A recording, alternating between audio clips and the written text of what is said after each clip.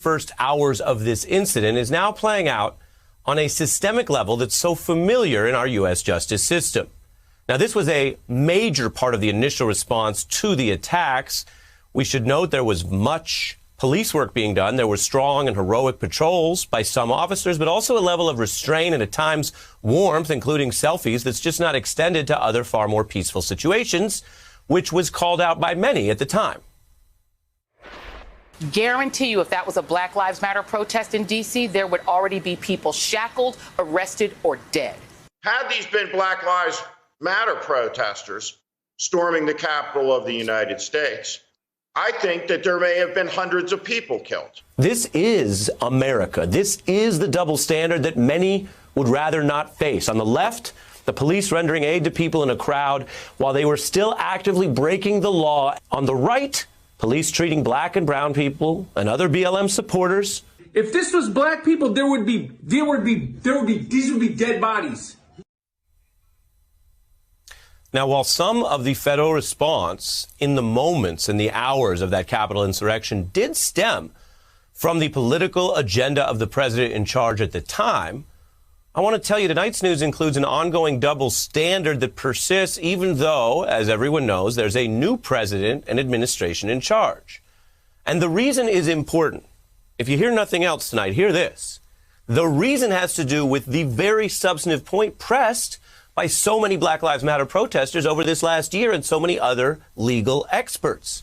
If the problem we're dealing with is truly systemic, then only deep changes to the underlying system will make true improvements, not the election or changing of a single person, even one as important as the president. Now look at the examples that continue to come out as news tonight. Examples that relate to double standards in the law and how prosecutors and judges apply it. And these are not things one president can change overnight. That's not my point. But you have to understand what's happening to then decide in a democracy if you want to change it. And reforming federal laws could help. Consider first, as a comparison, the BLM protests in Washington this summer, last year, when, of course, no one ever trespassed into a Capitol. There were not dead officers, but D.C. police arrested 289 people there in one day of BLM protests, 427 over 4 days, while they made just 41 arrests on the day of the insurrection amidst a national security breach that the U.S. hadn't seen since 1812. Even if you take the larger count of arrests outside the Capitol, it would hit 68, but 41 at that Capitol violent attack itself. Now, you can update the number to 181 arrests, still relatively low when you look at the thousands involved on tape. And 1/3 of those are out on supervised release. They're walking free. If you take a broader look, there are many well-documented racial disparities that persist now in use of force. Black people more likely to be shot by police than their, quote, white peers. The kind of fact driving the outcry at a racial double standard of the Capitol Police in the insurrection. And laws that can be written as general rules are being enforced now since January 6th to discriminate. An example is a Florida town that's been patrolling dueling BLM and Proud Boys protests, but, quote, police started enforcing a rarely used noise ordinance only for Black Lives Matter protesters, not conservative protesters, at the very same site. In that story, I want to show you something tonight. This is since the insurrection, and here is the mayor there admitting the racial disparity. We talked with Newport Richie's mayor. Here's who he's putting the onus on.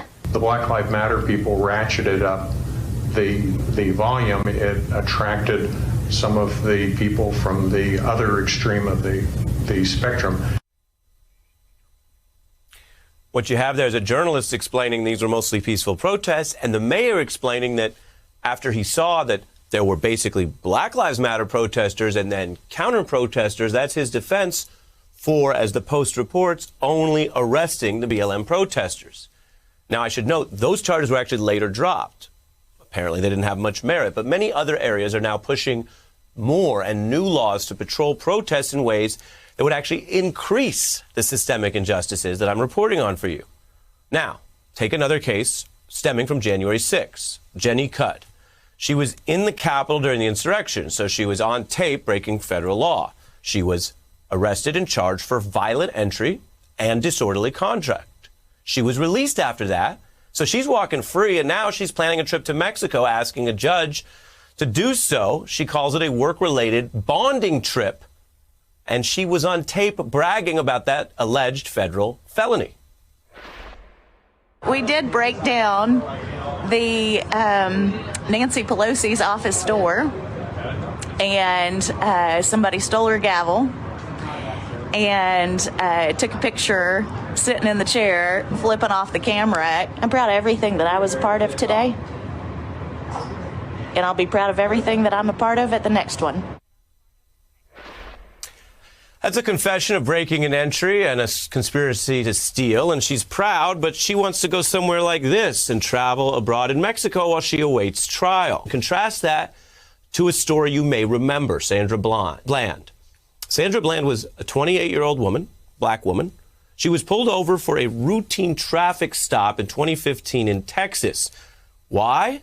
Well, the allegation was she failed to signal for a lane change. That was literally why she was pulled over.